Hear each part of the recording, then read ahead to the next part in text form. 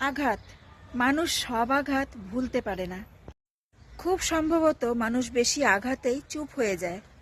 অনেকটা সইতে সইতে সহ্য ক্ষমতা যখন আর থাকে না, তখন মানুষ পাথর হয়ে যায়। অনুভূতি থাকে ঠিকই, কিন্তু তখন আর প্রকাশ করার ইচ্ছেটা আর থাকে না। বেশি চালাক মানুষের একটাই সমস্যা, তারা সব বোঝে, তো আপনি যে তার চালাকিটা বোঝেন এটা বোঝে না।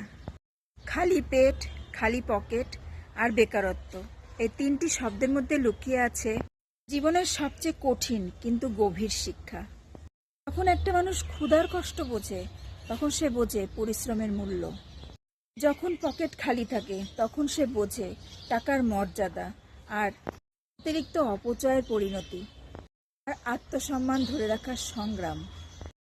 আর যখন তিক্ত বাস্তবতার মুখোমুখি হয়, তখন সে শেখে ধৈর্য, আত্মনির্ভরতা আর নিজের যোগ্যতার লড়াই। পৃথিবীর কোনো বই আমাদের এই শিক্ষা দিতে পারে না, কারণ এগুলো অনুভূতির শিক্ষা, যা শুধুমাত্র অভিজ্ঞতার মাধ্যমেই অর্জিত হয়। এসব কঠিন মুহূর্তগুলোই মানুষকে বদলে দেয় ভেতর থেকে, গড়ে তোলে একটা শক্ত মেরুদণ্ড, শেখায় জীবনের প্রকৃত মূল্য।